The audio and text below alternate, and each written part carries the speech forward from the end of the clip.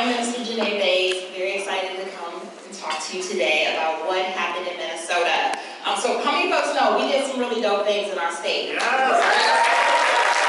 Okay, and so we did this. Sometimes some of you may have heard of this thing, the Minnesota Miracle. As a Christian minister, I can tell you I know what a miracle was, and that was not it. It was work.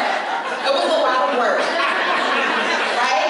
And so what I'm going to talk to you about is so last year, we know that we were able to get what's considered a Democratic trifecta in our state.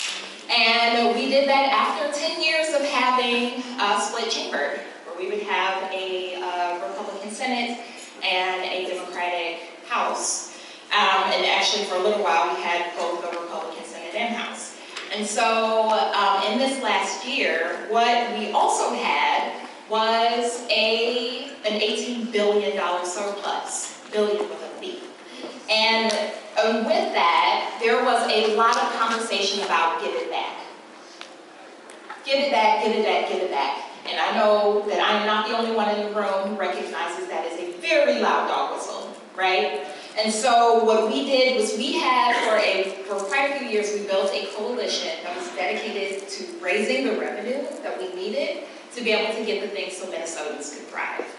And that coalition, called We Make Minnesota, was made up of both like really smart policy people, like my friends in the back at the Minnesota Budget Project. And it was also a bunch of base building organizations and power building organizations and folks who are talking to regular Minnesotans. And so when we put that coalition together, we were really trying to figure out how can we make sure that we have more public goods. And that meant we needed a better story on taxes, because people tend to hate taxes, and not by accident, right? It is a very long, concerted effort in order for us to despise them. And so in order for us to create a good story, we also had to make it more than just tax the rich. We had to talk about what people get, what they deserve, what it feels like to have it, to own it. And quite frankly, we did not set out to have the largest child tax credit in the country. We didn't even set out really to get the child tax credit. Instead, we were focused on the things that we had been building for the last decade, and the things that we won, like statewide paid family medical leave, like 100% clean energy, like free breakfast and lunch for every single student in Minnesota. We got free state college. We got a public option for healthcare that also includes undocumented people. Like a whole lot of stuff. And in the midst of that, we were still hearing from opposition, well, give it back, right? And quite frankly, we also heard from a few of our friends. And it would come in a way that felt a little insidious. They would talk about, well, we need to have this full Social Security tax cut. And in the state of Minnesota, where the majority of low-income and middle-income Minnesotans who are retired already weren't paying taxes on Social Security, it really meant that those who were upward of like $200,000 a year were going to get a giant tax cut. That also meant that would be over $1 billion a year forever would be taken out of the city's or the state's budget. And so what we were then presented with was a story that we could tell.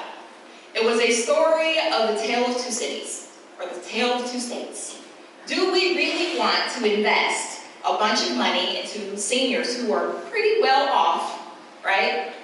So that they could get an extra set of golf clubs on the course? Or do we want to make it possible for your Minnesota mom to make sure she has a little bit extra to pay for milk and gas and rent? That story was very compelling.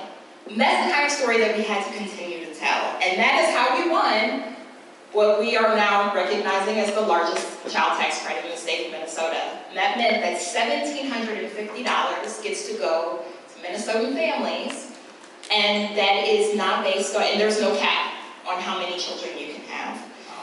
Yeah.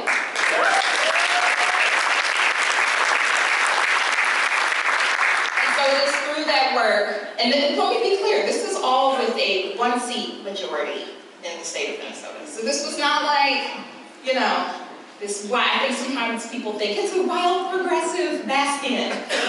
No, it took work, but it is possible. And I think with that win and many of the others that I've named and many more that I haven't, we actually are talking about how do we make more possible through our taxes, but in a way that actually makes sense for regular people, for regular Minnesotans especially, as we're all cooking in a really gross stew because this taxes suck and are terrible.